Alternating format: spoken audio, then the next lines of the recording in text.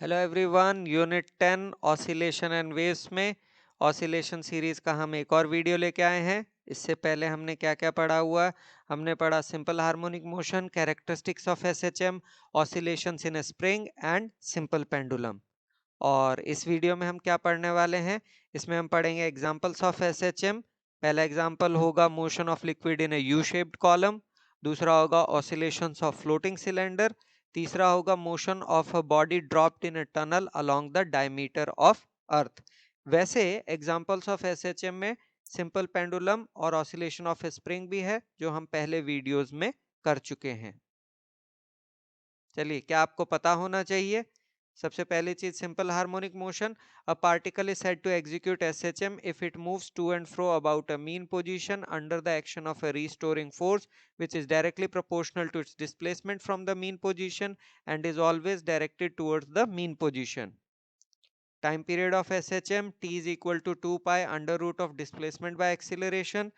Restoring force F equal to minus of kx. Newton's second law, F equal to ma. Bulk modulus of elasticity, B is equals to minus of PV upon delta V. And the acceleration due to gravity at a point inside the earth is G dash is equal to G in bracket 1 minus D by R. D आपका depth होता है inside the surface of earth. Examples of simple harmonic motion. पहला आता है motion of a liquid in a U-shaped tube. तो हमने consider किया, हमारे पास है एक यू शेप की ट्यूब ऑफ यूनिफॉर्म एरिया। इसके अंदर हमने एक लिक्विड भरा हुआ है जिसकी डेंसिटी है रो, और लिक्विड की हाइट हर लिम्ब के अंदर h कही हुई है। Now suppose liquid in the left limb gets depressed through pp dash is equal to y, so obviously in the right limb the liquid rises by qq dash is equal to y. इसका मतलब p dash से q dash का distance हो गया 2y. Now the weight of liquid column of height 2y provides the restoring force so as to make the limbs equal again. तो हम कह सकते हैं F equal to minus of mg. m की जगह पे हमने लिखा वॉल्यूम इंटू डेंसिटी, वॉल्यूम की जगह पे हमने लिखा एरिया इंटू हाइट। तो ये मेरे पास आ गया F is equal to minus of 2ay rho g. Now let the horizontal position of the tube is of negligible length, then mass of liquid कितना निकलेगा? m is equal to volume into density. Volume की जगह पे आया area into height, तो हमारे पास आ गया m is equal to 2ah rho. If the restoring force produces an acceleration a in the motion of liquid, तो कह सकते हैं a is equal to f by m. अब हमने क्या किया, f और m की वैल्यूज रखी, तो हमारे पास आता है a is equals to minus of gy by h. अब यहाँ पे g और h तो दोनों ही कांस्टेंट हैं, तो हम ये कह सकते हैं a is proportional to y, और माइनस का साइन है, इसका मतलब ये है कि it is directed toward the mean position, so the motion is SHM. अगर ये SHM है तो टाइम पीरियड होगा t is equal to 2 pi under root of y by a, जिससे हमें निकलता है time period t is equal to 2 pi under root of h by g. यहाँ ध्यान दीजिए कि T is independent of area of tube and the density of liquid. चलिए, example number 2, oscillations of a floating cylinder. NCERT का एक question है जिसमें हमें oscillations of a floating cork निकालना है, तो हम यही वाला करेंगे। यहाँ पे सिर्फ सिलेंडर है, वहाँ कॉर्क है, और कोई फर्क नहीं है। तो हमने कंसीडर किया कि हमारे पास एक सिलेंडर है जिसकी लेंथ हो गई L, area of cross section हो गया A, डेंसिटी हो गई रो। तो मास ऑफ सिलेंडर कितना निकलेगा? m is equal to volume into density, volume की जगह आ गया एरिया इंटू लेंथ, सो हमारे पास आ गया m is equal to a into L into rho. अच्छा, let the cylinder be floating vertically in a liquid of density sigma and in equilibrium let h be the length of dipping cylinder in liquid, जैसा कि आप देख सकते हैं। तो upward thrust acting on the cylinder कितना निकलेगा? वो होगा F is equal to a into H into sigma into G. अब ये कहाँ से आया? F होता है इक्वल टू mg, m की जगह हमने लिखा वॉल्यूम इंटू डेंसिटी, वॉल्यूम की जगह हमने लिखा एरिया इंटू हाइट, तो हमारे पास आ गया F is equal to a h sigma g. Let the cylinder be push down through a distance y into the liquid, तो ये हमने पुश डाउन किया through a distance y into the liquid, ये इसकी प्रीवियस पोजीशन, ये इसकी current position है। तो total upward thrust acting on the cylinder कितना निकलेगा? F dash is equal to a into H plus Y, क्योंकि अब टोटल हाइट हो गई H plus Y into sigma into G, so that is F dash is equal to a into H plus Y into sigma into G. Restoring force acting on the cylinder कितनी निकलेगी, F double dash is equal to minus of F dash minus F, minus इसलिए क्योंकि oppose कर रही है इस upthrust वाले motion को, डिफरेंस को। ठीक है, इसको हम लिख सकते हैं minus of K Y is equals to minus of A into H plus Y sigma G minus A H sigma G, या हम लिख सकते हैं K is equal to A sigma G. If A is the acceleration produced in motion, A is equal to F double dash by M।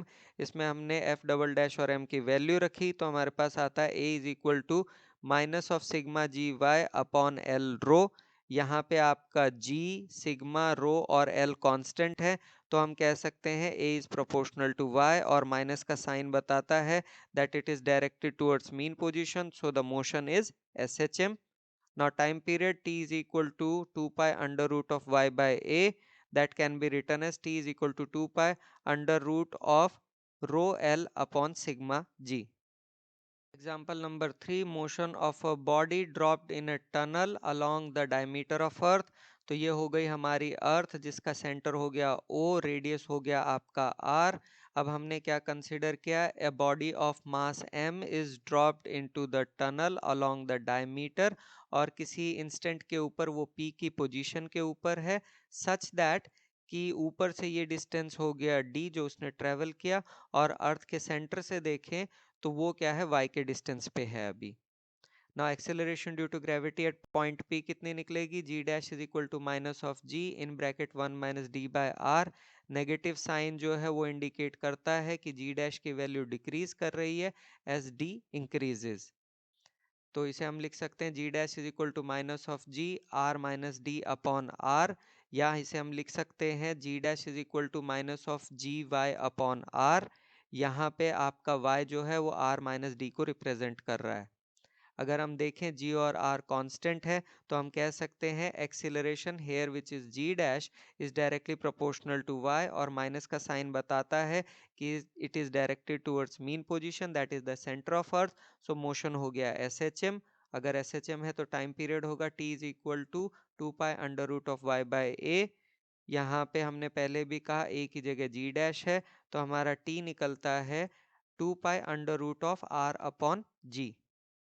इससे पता चलता है कि time period is independent of the mass of the body. Fourth example जो कि एक NCERT का question है, an air chamber of volume V has a neck area of cross section small a into which a ball of mass m just fits and can move up and down without any friction, show that when the ball is pressed down a little and released it executes SHM। obtain an expression for the time period of oscillations assuming pressure volume variations of air to be isothermal। तो हमें क्या क्या given है, volume of air chamber is capital V, area of cross section of neck is small a, mass of ball is m। अब हम कहते हैं let the ball be depressed by y units, यानी कि एक्चुअल पोजीशन यहाँ से यहाँ आ गई, y का इसने डिस्टेंस ट्रेवल किया। Now due to this depression volume inside the air chamber decreases, और साथ साथ प्रेशर भी डिक्रीज करता है। Now decrease in volume of air chamber कितना निकलेगा, delta V is equal to a into y. Bulk modulus of air होता है B is equals to minus of P V upon delta V. इसमें हमने delta V की value put की, तो हमारे पास आता है B is equals to minus of P V upon a y. यहाँ से अगर हम P की वैल्यू निकाले वो निकलती है minus of B a y upon V.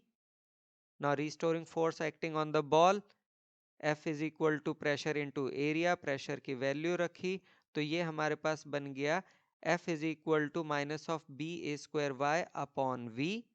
यहाँ पे अगर हम देखें F is proportional to Y and is directed towards mean position, so the motion is SHM। Now restoring force आपका होता है F is equal to minus of ky, ये हो गया इक्वेशन नंबर 2, ये पहले वाली थी इक्वेशन नंबर 1। फ्रॉम 1 एंड 2 हम कह सकते हैं K is equals to minus of B A square upon capital V। Now time period क्या होता है, T is equal to 2 pi under root of M by K। तो अगर हम वैल्यूज रखें तो हमारे पास टाइम पीरियड निकलता है 2 pi under root of mv upon b a square। Now is the time for acknowledgement. Google, Bing, NCERT, YouTube सबका धन्यवाद जहां से जो चीज़ ली गई and do watch the next video which is on damped oscillations and resonance. Thank you so much.